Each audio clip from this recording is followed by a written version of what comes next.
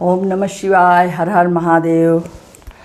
आज श्री शिव पुराण के कोटि रुद्र संहिता का प्रथम अध्याय शुरू होने जा रहा है, तो आप लोग इसको सुने और इसका फल प्राप्त करें। अगर आप अभी तक हमको सब्सक्राइब नहीं किए हैं तो प्लीज़ ज़रूर करिए और सुनिए शिव पुराण का पूर्ण वर्णन और उसका पूर्ण फल प्राप्त करिए।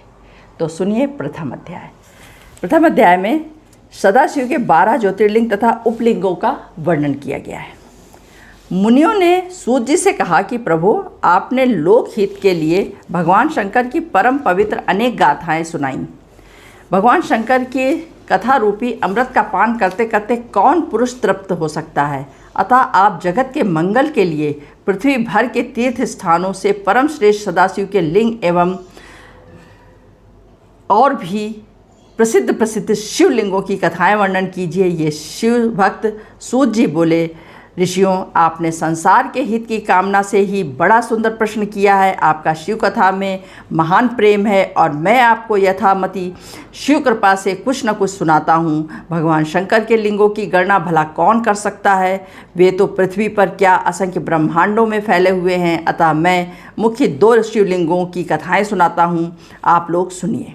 सौराष्ट्र देश में सोमनाथ जी, श्री शैल में मल्लिकार्जुन, उज्जैन में महाकालेश्वर, ओंकार जी में परमेश्वर, हिमाचल के शिखर पर केदार जी, डाकिनी देश में भीमाशंकर, काशी में विश्वनाथ जी, गोमती नदी के तट पर श्री त्र्यंबकेश्वर जी, सेतबंध में रामेश्वर जी एवं शिवालय में घृष्णेश्वर जी, ये 12 ज्योतिर्लिंग कहे जाते हैं। जो भी प्राणी प्रातः उठकर इन 12 का स्मरण पूजन करता है, आराधना आदि करता है, उनके पाप तप सभी नष्ट हो जाते हैं। वे अनेक मनोरथों को प्राप्त करके परम पद को प्राप्त होते हैं। इन ज्योतिर्लिंगों पर चढ़ाया हुआ नैवेद्य प्रसाद खाने से कोई दोष नहीं। उनके प्रसाद ग्रहण से तो सभी प्रकार के पाप भस्म हो जाते हैं। जो भी मनुष्य इन लिंगों में से किसी भी का भी निरंतर पूजन किया करता है, उसका पुनर्जन्म नहीं होता। बधिक, कसाई, शूद्र, नीच जाति, पतित से भी पतित कोई भी हो, ज्योतिर्लिंग में से किसी भी लिंग का दर्शन कर लो तो उसका ब्राह्मण के घर में जन्म होता है। फिर वो शुभ कर्म करके मोक्ष पद प्राप्त करता है। ऋषियों, इन ज्योतिर्लिंगों की महिमा ब्रह्मा, विष्णु आदि देवता भी नहीं वर्णन कर सकते। अब उनसे उत्पन्न हुए शिवलिंगों की कथा सुनिए। समुद्र एवं पृथ्वी के मिलाप वाले स्थान पर सोमेश्वर जी का जप लिंग अनकेश नामक लिंग है। मल्लिकार्जुन से प्रकट हुआ उपलिंग रुद्रेश्वर नाम से प्रसिद्ध है।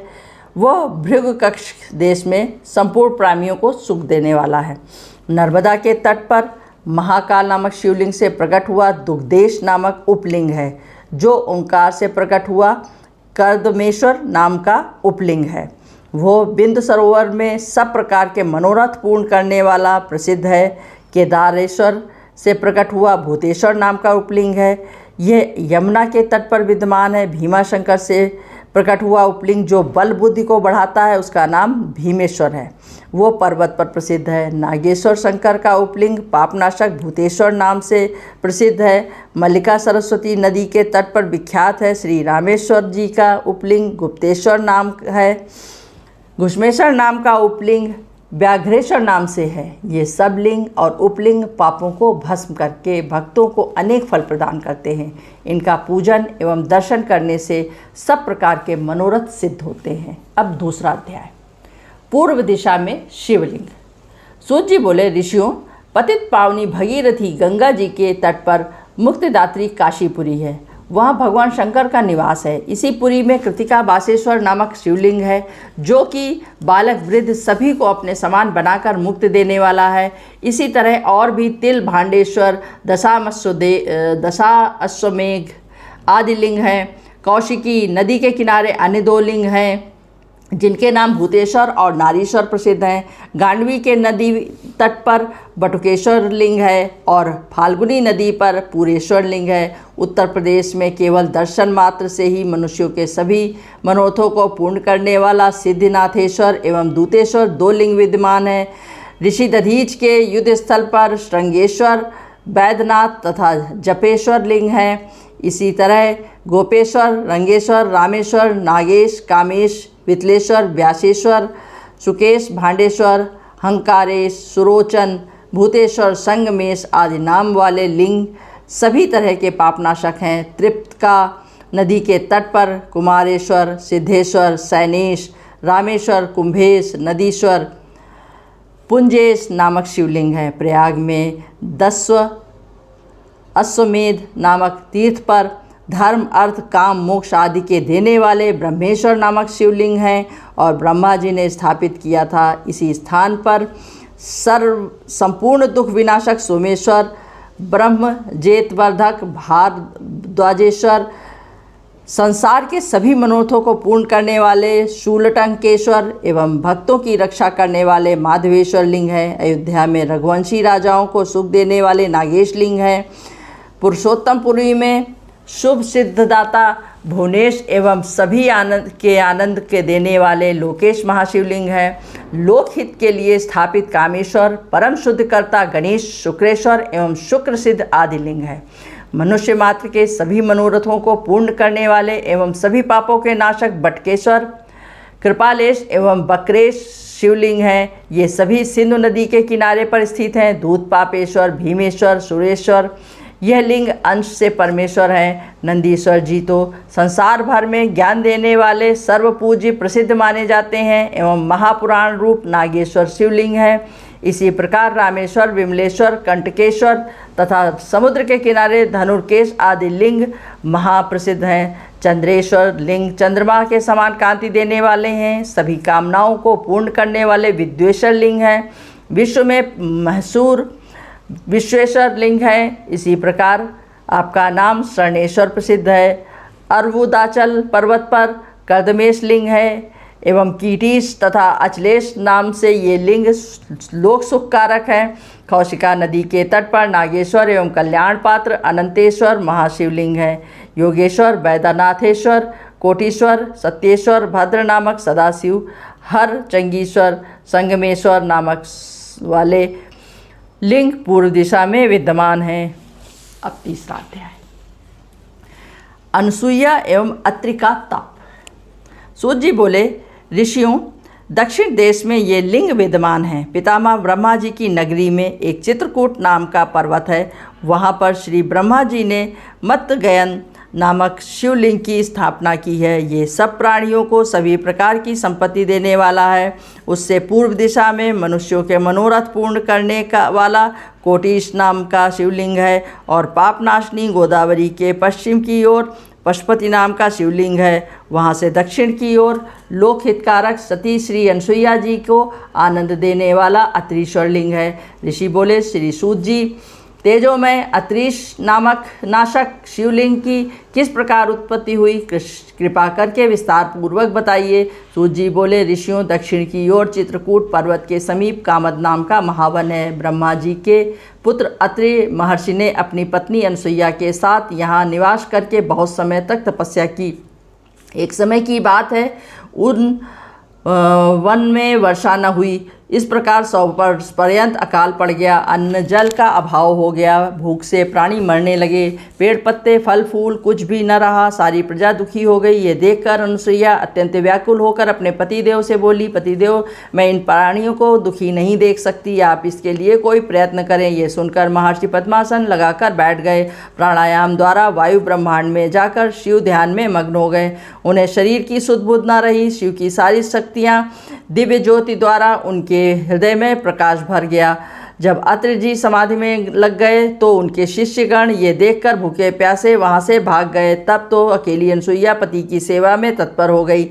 सती ने मंत्रों द्वारा वहाँ पार्थिव प्रतिमा की रचना की। फिर नियम पूर्वक उसके अर्चन पूजन में लग गई। मानस उपचारों के द्वारा पूजन से शिव को प्रसन्न करने लगी। हाथ जोड़कर अपने पति तथा शिव की परिक्रमा नित्य का उसका काम था। साध्वी अनसुईया अपने पतिव्रत के प्रभाव से बड़ी तेज वाली थी। महर्षि तथा अनसुईया दोनों ही शिव आराधना में संलग्न थे।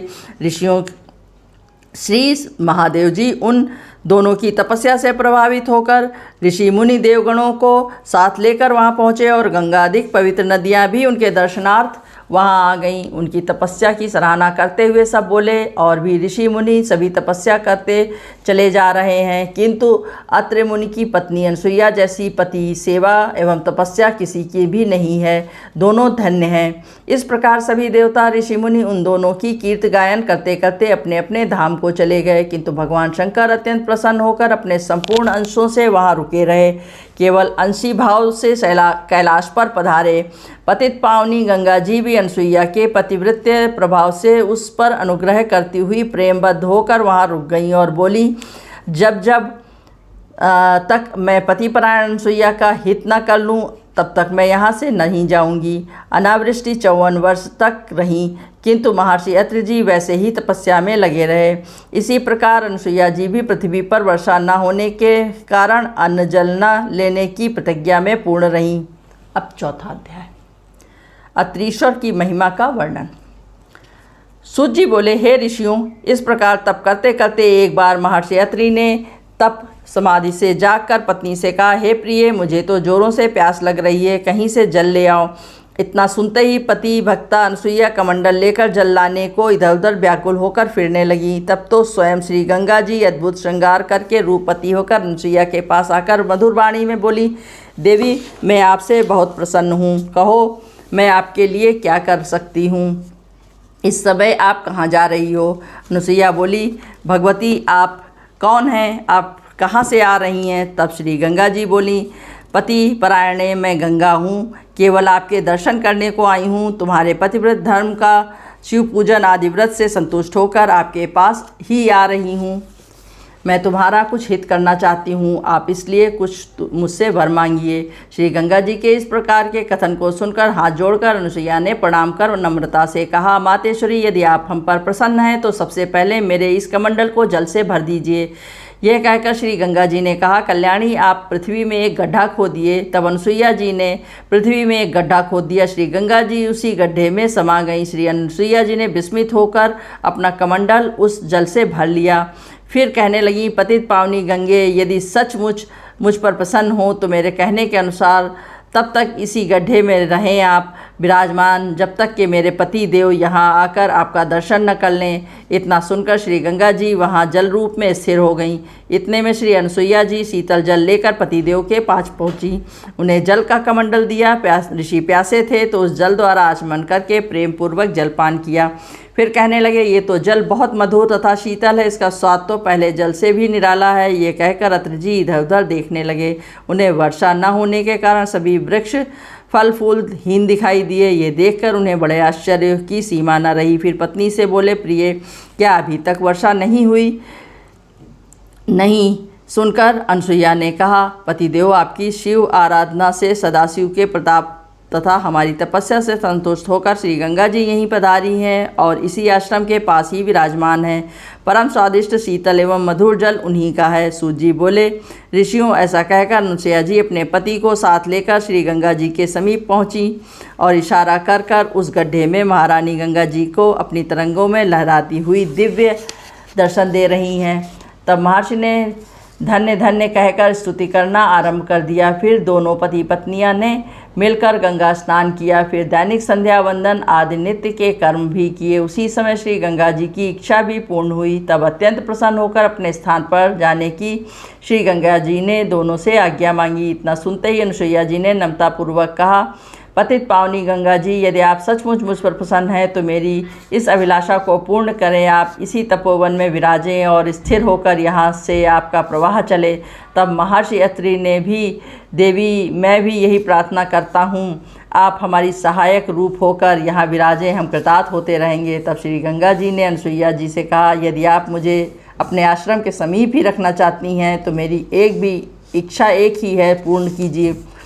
वो ये है कि आपने जो पति देव के लिए शिवार्चन किया है उसके लिए 1 वर्ष का फल मेरे लिए अर्पण करें, तभी मैं आप लोगों के तथा ऋषि मुनियों के हित के लिए यहाँ निवास करूँगी। इतना कहकर पतिपरायणा साध्वी अनसुईया के सेवा धर्म के प्रताप से प्रसन्न होकर शीघ्र ही शिव उस पार्थिव लिंग से साक्षात रूप में प्रकट हो गए और अतीव प्रसन्न होकर अनसुईया से बोले, कल्याणी, मैं तुम्हारी भक्ति से अत्यंत प्रसन्न हूँ, वर मांग लो। तब पति पत्नी दोनों ने भगवान शंकर के दर्शन किए और विधिपूर्वक पूजन करके स्तुति करते हुए नम्रता से बोले, स्वामी, यदि आप प्रसन्न हैं तो वर देना चाहते हैं तो अपना आपका अतीव कृपा होगी। आप जगदम्बा श्री पार्वती के सहित इस तपोवन में विराजें। फिर वर्षा द्वारा अन्न आदि उत्पन्न हो, चराचर जीवों का कल्याण हो, यहाँ सबकी कृपा आपकी कृपा द्वारा हो। ये सुनकर भगवान शंकर ने तथास्तु कह दिया। फिर अत्रीश्वर रूप से उस तपोवन में विराजमान हुए और गंगा जी भी मंदाकिनी नाम से विख्यात हो गईं। उसी कुंड में सदा के लिए निवास कर गईं। ऋषियों, यह कुंड केवल एक हाथ जितना था। श्री गंगा जी उसी कुंड में से अपनी माया द्वारा अब भी धारा रूप से प्रवाहित हो रही हैं। तब सुकाल हो गया। उस तपोवन से भागे हुए ऋषि मुनि सभी लौट आए। ऋषि अत्रि का आश्रम हरा भरा हो गया।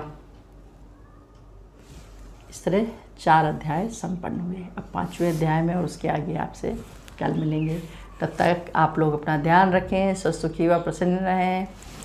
हर हर महादेव। ओम नमः शिवाय, ओम नमः शिवाय, ओम नमः शिवाय।